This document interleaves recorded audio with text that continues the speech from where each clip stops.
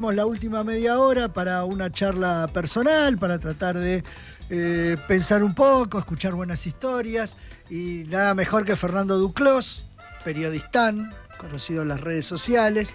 Para los que no lo conozcan, un periodista, un colega, que un día tuvo una idea, dijo, 2019, dijo, me voy a contar cosas que son raras, son exóticas, porque son de países que la gente no suele ir, no suele conocer, y fue un boom primero en las redes sociales.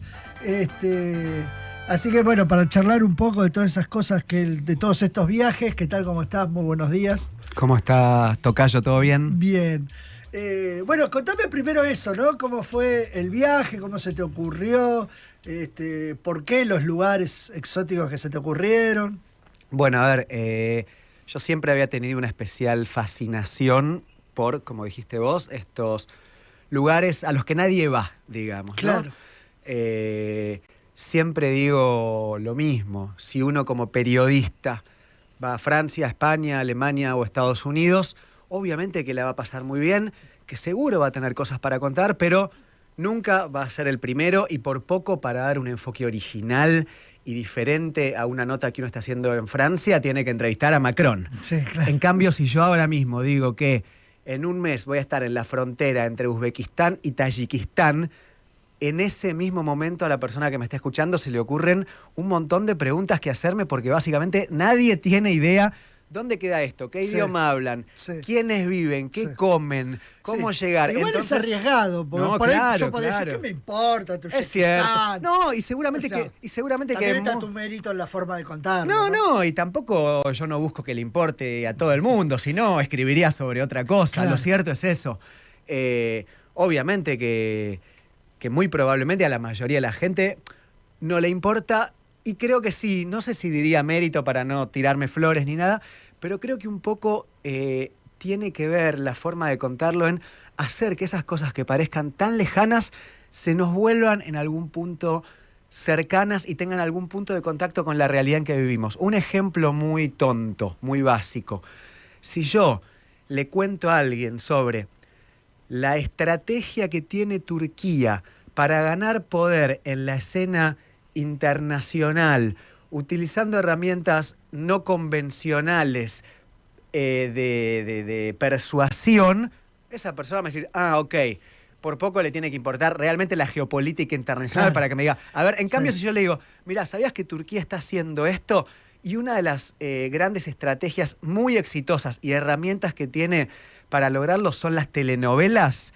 Entonces, me estás jodiendo. Bueno, me comí todo de Urtugrul. Bueno, entonces fíjate lo que te pasó a vos. Esa claro, misma persona, no sabía que era una estrategia. Ante lo que yo le había contado antes, que antes probablemente me había dicho, ok, ahora dice, claro, por eso es que las telenovelas turcas, la que yo miro, y de alguna forma ese dato que estaba lejano se te volvió una parte de tu realidad, ¿no? Entonces, bueno, esto no quiere decir que todo tiene su correlato. Si yo te quiero contar sobre lo que está pasando con el vicepresidente de Uzbekistán, lamentablemente no voy a poder llevarlo a una realidad tuya que te interese, pero con algunas cosas sí. En el sentido, por ejemplo, el fútbol es un gran catalizador, una gran forma de hacer que para mucha gente ciertos procesos se vuelvan un poco más inteligibles. Si yo te hablo de cómo está cambiando la conformación de Europa, la inmigración, etcétera, de nuevo, tal vez no significa nada en tu realidad. Ahora, si yo te digo,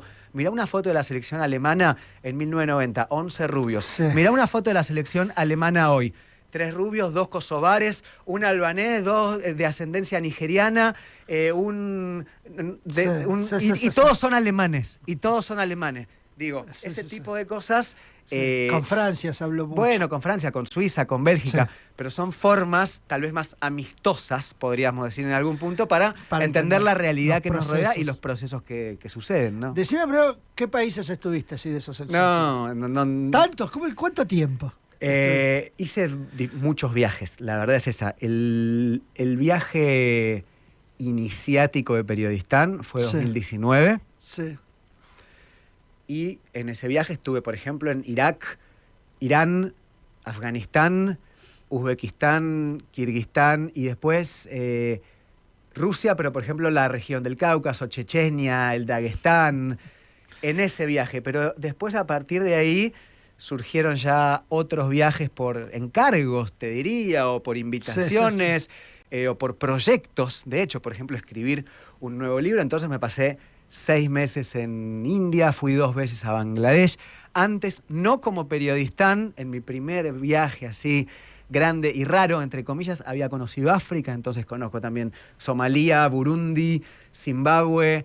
La verdad que soy muy afortunado en eso y todavía me queda mucho por conocer. Sí, ¿no? el título de periodistán también es un gran acierto, porque te asocia inmediatamente con esos lugares del mundo sin... ya solo con el nombre. En 2016, o sea, hace mucho tiempo, por trabajo a mí me había tocado ir a Venezuela. Periodista como cualquier otro. Y una vez que terminó lo que yo estaba haciendo en Venezuela, me quedaron unas semanas libres y entonces me fui como en carpa a una zona medio rural del país. Y me acuerdo de un día estar durmiendo en la carpa, solo, y pensando ideas para lo que se venía. Y entonces se me ocurrió que algún día yo iba a ir a conocer los países de Asia Central, Kirguistán, Tayikistán, Turkmenistán, y que iba a tener un proyecto periodístico contando esos países y que se iba a llamar Periodistán. Se me ocurrió el nombre en 2016, en una noche de desvelo e insomnio, y como todo en la vida pasó, pero al mismo tiempo quedó ahí, ¿no? En una memoria medio residual. Y en 2019, o sea, 3 años después de eso, sucedieron algunas cosas en mi vida, como que perdí un trabajo, me pagaron una indemnización, terminé una relación afectiva, yo vivía en Brasil en ese momento, y de repente como que surgió a la luz eso que había estado esperando 3 años ahí. Dije, bueno, es el momento, no tengo más laburo, me pagaron una plata, a hacerlo. Después vemos qué pasa, y creo que fue... Y salió bien. Hace 6 años, mal que con mejores y peores momentos vivo de esto.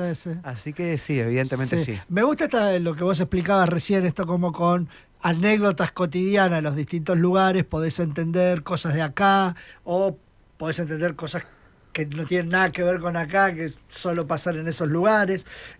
Yo te fui a ver a una charla, me acuerdo de la historia del ajedrez, me pareció fascinante. Después una cosa que yo no sabía era el tema del karma, que yo pensé que el karma era como algo bueno, y no, es algo malo, digamos. O sea, es como tu condena. Claro, exacto, para el hinduismo, ¿no? Claro. Obviamente, es que esas son las cosas que uno se da cuenta cuando viaja, y más cuando viaja a estos lugares, y déjame decirte, más cuando viaja a India.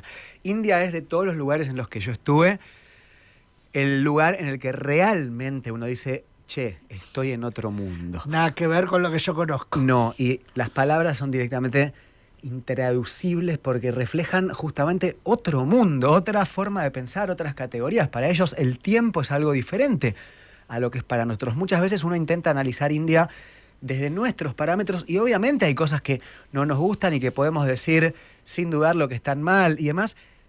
Por ejemplo, el sistema de castas. Pero aún así, en ningún momento podemos llegar realmente a aprender lo que eso significa en un país que tiene otra organización, que son 1.500 millones de personas, que viven hace muchísimo más tiempo donde viven que el tiempo que nosotros vivimos en nuestro país. Entonces, ahí las tradiciones son tradiciones. Ahí es real. Entonces, dentro de lo que es esa interrelación entre culturas, por supuesto que nosotros, en tanto, y lo digo en forma muy simple, Occidente, adoptamos algunas cosas que nos llegan. El yoga, qué sé yo, todo el mundo sabe que existe el libro del Kama Sutra, todo el mundo más o menos conoce a Gandhi, las mandalas, todo lo espiritual generalmente. Y de entre esas cosas aparece este concepto del karma, que sí, para el hinduismo significa un poco como la carga que vos llevas en tu vida y de acuerdo a si eso es algo bueno o malo es lo que te va a tocar en la próxima vida. Para nosotros es simplemente, no sé, tengo un karma con tal persona, listo. Sí. Las culturas van adaptando lo que pueden. Con el yoga pasa lo mismo. Para nosotros el yoga es el saludo al sol, por decirlo así. Claro. Y la verdad es que el yoga es un sistema de pensamiento filosófico en el cual una parte tiene que ver con la actividad corporal, pero es muchísimo más que eso. Claro. Y bueno, después uno va viendo, ¿no?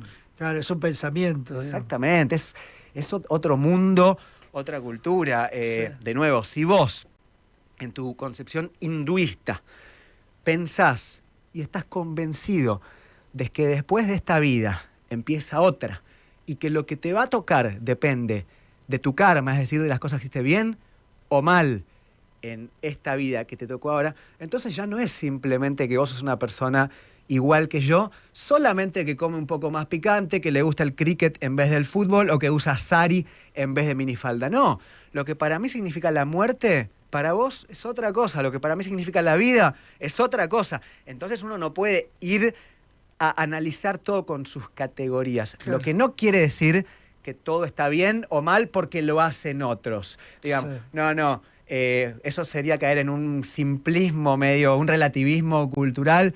No, bueno, como yo no entiendo y no pienso en sus categorías, entonces está bien, como lo hacen ellos. Sí. Uno puede decir tranquilamente, hay cosas Sí. que me gustan, hay cosas que no Claro, me gustan, obvio. esto creo que está bien, esto creo que está mal. Lo que creo que al menos tiene que hacer el esfuerzo es de salir un poquito de sus categorías. Claro. Para mínimamente tratar de entender por qué suceden las cosas y a partir de ahí obviamente uno puede Claro. decidir si le gusta o no. A ver si te entendí bien cuando te escuché en la charla. O sea, la espiritualidad total sería cuando no reencarnas más porque ya te Claro. llegaste a la espiritualidad total, digamos. Sí, el hinduismo, que hay que decir que no son todos los indios, porque generalmente nos confundimos. Un Claro. indio es quien nació en India, Sí. sea quien sea.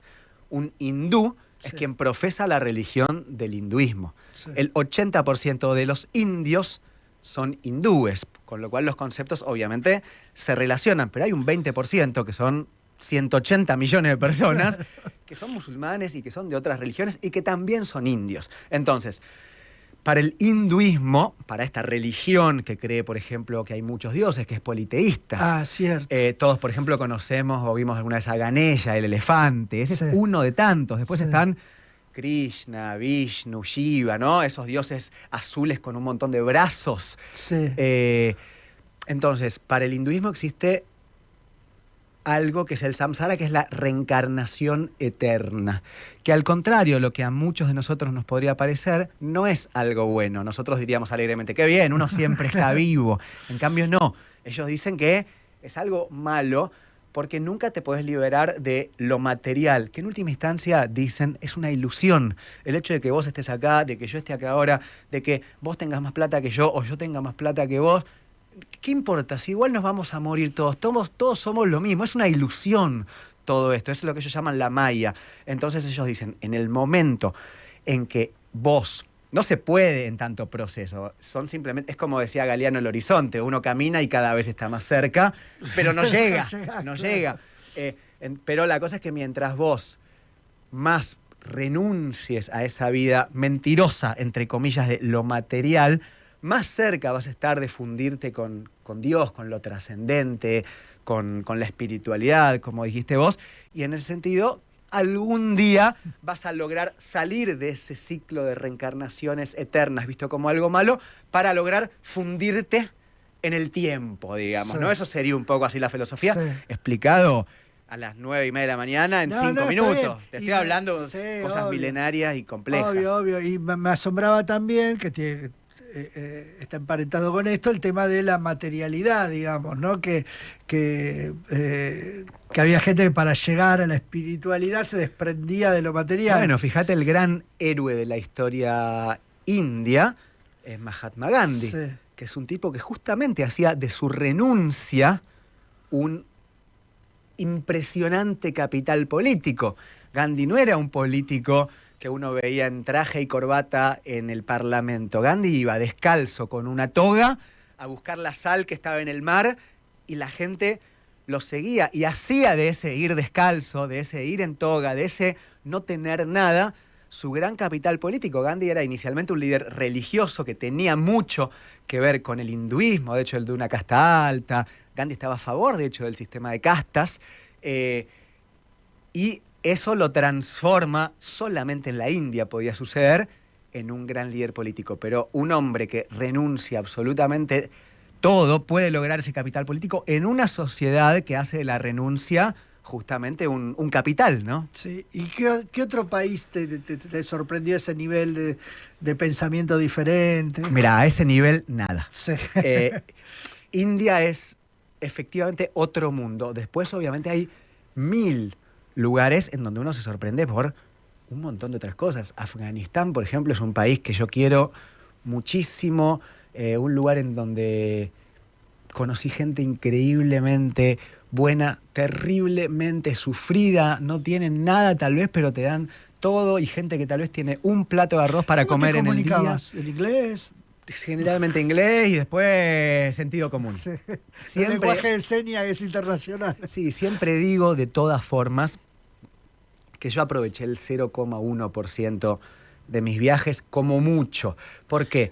Porque lamentablemente yo no soy tan inteligente como para hablar ruso, turco, persa, Claro. árabe. Entonces, al final, termino hablando con quien puedo y en inglés. Y cuando uno habla en inglés con alguien, mal que mal, está hablando en el 99% de los casos con una persona que lo más probable es que sea de clase media, urbana, universitaria, que con sabe cierto inglés. nivel cultural, que está abierta a charlar con un extranjero, y entonces te va a transmitir una idea de su país, que es la idea de esa persona, Sí. pero lamentablemente yo no pude hablar con el pastor que está paseando con las ovejas en los montes sagros de Irán para ver qué piensa de Irán. Sí hablé con el ingeniero que hizo un máster y que me cuenta lo que él piensa, que es una visión del país, pero no es la única. Sí. Me da la impresión que son gente cerrada. No, son A ver, de nuevo. Sí, hay de todo. Esto es como te diga, ¿cómo son los sudamericanos? Bueno, o sea, y qué sé yo. O sea, un poco es eso, ¿no? Sí. ¿Cómo son los musulmanes? Es como que yo pregunté, ¿y cómo son los católicos? Bueno, ¿los de Bolivia? ¿Los de Irlanda? Claro. ¿Yo que festejo la Navidad y por eso digo que soy católico? ¿O alguien del Opus Dei? Claro. Hay 10.000 millones de matices, como en todo. Entonces, yo no sé cómo es la gente de allá, pero obviamente que hay de todo y hay países y países. Afganistán es un país que practica un islam muy cerrado, efectivamente muy tradicionalista, casi medieval diría, y que por eso dio nacimiento al movimiento talibán, que guste o no, nació en Afganistán y tiene apoyo popular en ese país, siendo terriblemente conservador al punto de que, qué sé yo, las mujeres no pueden ir al médico o no pueden salir sin la burka a la calle, pero al mismo tiempo también vos tenés los musulmanes en Turquía o en Irak o en Siria o en Indonesia o en Argentina y no tienen absolutamente nada que ver con esta gente. Entonces, viste, incluso muchos dicen, ellos no son musulmanes porque le hacen mal a nuestra religión. Entonces es muchísimo más complejo de lo que parece. Obviamente hay gente cerrada, hay gente súper abierta, como en cualquier lugar del planeta, pero no te diría que son particularmente cerrados. Hay de todo, como en todos lados. Y obviamente que hay un prejuicio que muchas veces tiene que ver también con las series de televisión, con lo que se nos muestra. Bueno, por poco parece que todos los musulmanes del mundo, los hombres usan barba, rezan 5 veces por día. Estamos hablando de 2.000 millones de personas. O sea, ¿cómo alguien puede creer que 2.000 millones de personas todos rezan 5 veces? Es como creer que todos los católicos vamos a misa, digamos. No sucede así. Bueno, claro. es exactamente eso, ¿no? Claro. Y yo pensaba, bueno, también en la influencia de las series, uno imagina mucha pobreza todo el tiempo. ¿Eso es así? Mira, en Irán hay 8 ciudades con estaciones de con sistemas de metro, de subte. Hay 2 marcas nacionales de autos. Mira. En Irán, que es una gran potencia regional, ¿no? Sí. Por eso nadie se le anima. No, vos vas a Kazajistán, a Uzbekistán, no puedes creer lo que son las capitales y los trenes de alta velocidad. Después, obviamente, vas a Afganistán y sí, ves un país destruido por 40 años de guerra, por la pobreza. Claro. Vas a otros países y también son pobres. Turquía es algo similar a Argentina, diríamos, partes ricas, partes pobres, pero no, de nuevo, esta parte del mundo no es una cosa que yo te diría, che, qué pobreza. África es otra cosa. Claro, yo estuve en África en 2013. En África sí vi pobreza, particularmente en la región de los Grandes Lagos, en Uganda, en Burundi, bueno, en Somalia, en el Cuerno de África, en Etiopía. Ahí ves pobreza efectiva, digamos, ves gente que tiene hambre. Ahora, en Medio Oriente, no. De nuevo, tampoco ves una sociedad, tampoco que llegaste a Zurich, pero no. Y aparte, nosotros somos sudamericanos, tenemos un parámetro. Ves más pobreza en zonas del interior de Colombia, de Brasil, de Argentina, claro, incluso. Claro. Ahí no es tan así. A mí me encantó cuando hiciste la conexión entre Oriente y Occidente con el ajedrez. Contale esa. Bueno, cuento la historia. Sí. Como digo, ¿no? Siempre uno tiene que buscar la forma de acercar la historia a las personas. El ajedrez es una de las tantísimas historias que uno puede contar para justamente entender esta conexión y entender que muchísimas, te diría que casi todas, las cosas o los comportamientos que tenemos hoy vienen en algún punto de Oriente. Si yo me junto un sábado a tomar cerveza, mirar fútbol y comer una pizza, si uno ve cuál fue el primer antecedente de la cerveza, fue en Sumeria, en Babilonia. El primer antecedente de algo similar al fútbol fue en China. Y el pan fermentó por primera vez también en Medio Oriente. Entonces, en última instancia, por más que nosotros nos creamos que todos venimos del Renacimiento, etcétera, casi todo, el papel, los números. Y una de esas cosas es el ajedrez, que cuento la historia muy, muy rapidito. En India, a ver, como todo esto tiene mil mitos diferentes. Claro. Este es el que me gusta a mí y que además tiene bastantes conexiones con lo que creo que sucedió. En India, un rey, cuando India estaba dividido en feudos, como era Europa también, diferentes reyes, perdió una batalla. Entonces, no podía entender cómo perdió, siendo que tenía superioridad numérica. Paró, formó a sus siervos, esclavos, etcétera, en su gran jardín para recrear justamente por qué habían perdido esa batalla. Entonces dijo, bueno, a ver, ustedes párense acá, ustedes son las torres, ustedes párense acá, que son la infantería, ustedes son los elefantes y ustedes son los caballos. A ver, ¿qué hubiera pasado si los caballos, en vez de ir para allá, como hicimos, hubieran ido para allá? ¿Qué hubiese pasado si la infantería, los peones, hubieran ido para adelante en vez de para atrás? Empezaron así, y ese fue un poco el germen del juego, que en su inicio se llamó justamente Chaturanga. Chatu, 4 en sánscrito, ranga, fuerzas, 4 fuerzas. Infantería, caballo, elefante, que después se transforma en alfil a medida que esta novedad se occidentaliza. ¿Por qué? Como tantas cosas de nuestra vida y de la historia del mundo, esto empieza en Oriente, en India, y después el viaje es India, Persia, Arabia, y finalmente llega a Europa, y en ese tránsito el ajedrez sufre un montón de cambios fonéticos, incluso chaturanga, shatrang, shatranj, xadrez, ajedrez, digo, va pasando por diferentes lugares hasta que llega a este nombre en español. Las piezas, en un principio, los alfiles eran elefantes, porque claro, los elefantes se usaban para la guerra, claro. En India, en árabe, en sánscrito, elefante se dice pil. Cuando llega al árabe, los árabes no pueden pronunciar la P, hasta hoy no pueden, no les sale. Entonces pil se convierte en al-fil, pero era un elefante. Claro, el juego llega a Europa en un momento y los europeos dicen, este juego no va a pegar acá, porque nosotros, los elefantes, no sabemos ni lo que son. Hoy en día hay zoológicos y demás. En esos momentos la gente no sabía lo que era un elefante, una jirafa. Hay relatos históricos de llega el primer rinoceronte a Europa, un regalo del emperador etíope, la gente en las calles para verlo. Entonces dicen, este juego con elefantes no sirven. ¿Y qué es lo que sirve? ¿Con qué nosotros hacemos la guerra? Bueno, con los obispos. Alfil en inglés se dice bishop. Entonces, ese elefante es reemplazado por un obispo. Uno ve hoy, de hecho, cómo es un alfil, y es la piecita con el sombrero del obispo, con la cruz. Pasa con la reina. La reina en Medio Oriente no es reina, es visir. Es el ministro todopoderoso que se mueve mientras el rey se queda quieto, ¿no? Sí. Bueno, en el caso de Europa es la reina la que hace todo el trabajo sucio mientras el rey está esperando. El ajedrez, eso, empezó en India, sufrió un montón de cambios, probablemente los tenga también en el futuro, y en 100 años se juegue un ajedrez diferente al que jugamos hoy.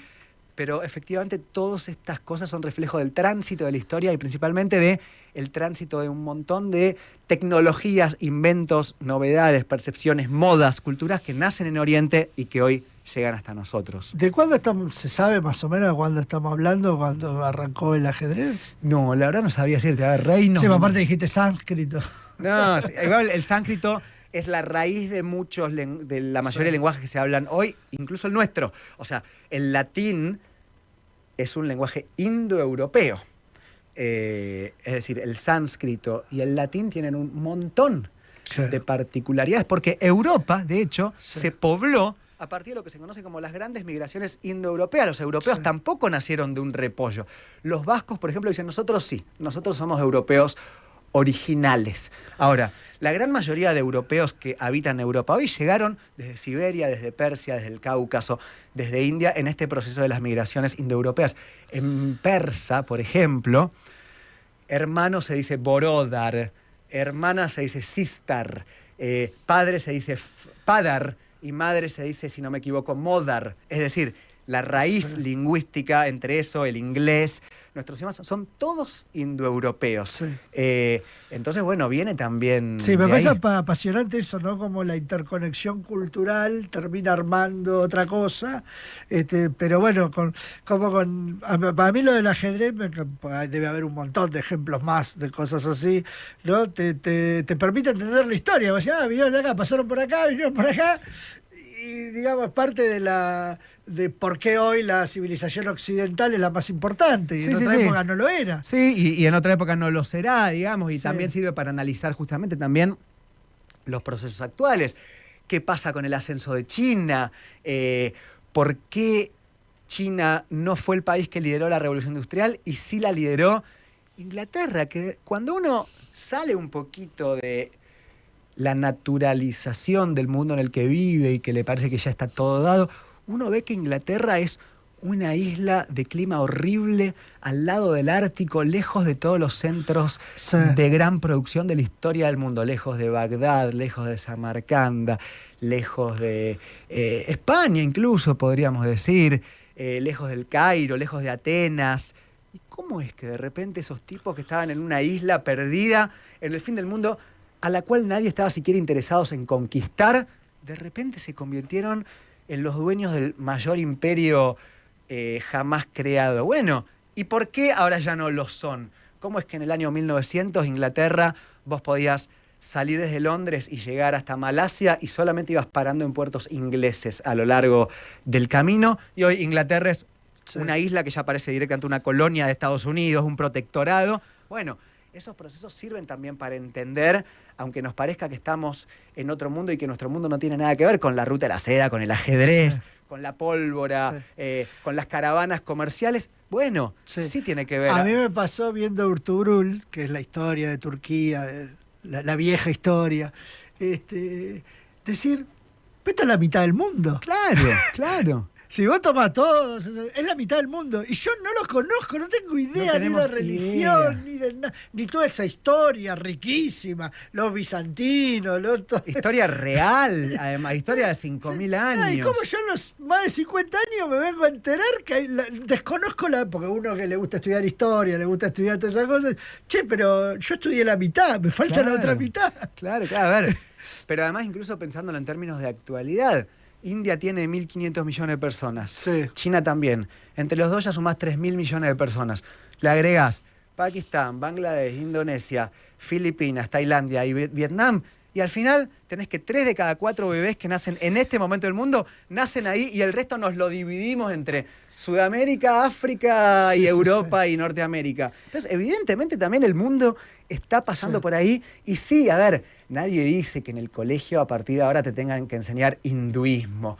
Pero es evidente que también la historia que nosotros aprendemos, obviamente, está influida por lo que somos o por lo que creemos que somos un producto cultural de ascendencia europea. Entonces se nos explica que primero existió Grecia, después Roma, después 1000 años en donde nadie sabe muy bien qué pasó. El Islam no existe. Y de repente el Renacimiento, en donde en Italia, en el año 1600, un par de sabios dijeron, che, recuperemos estas raíces de Roma de hace 1000 años y seamos otra vez. Y la historia sigue. Y uno dice, che, esperá, pero ¿qué estaba pasando en ese momento? ¿O qué pasó entre estos 1000 años Sí. que parece que son la oscuridad? ¿Qué pasaba en China? ¿Cómo fue que pasó tal otra cosa? Sí, Y bueno, y de repente, como vos decís, te das cuenta que lo que nosotros estamos viendo es una partecita mínima y en realidad el mundo es inabarcable, hermoso y fascinante, ¿no? Obviamente podríamos seguir una hora más porque es inabarcable y es fabuloso y es apasionante, pero bueno, esto es un programa de radio y nos pasamos 5 minutos, así que nos van a matar. Te agradezco un montón esta charla mano a mano para meternos un poquito en ese mundo que realmente me resulta apasionante y que vos lo contás muy bien y lo haces muy bien y por eso lograste lo que lograste. Así que nada, te agradezco mucho y a nuestros oyentes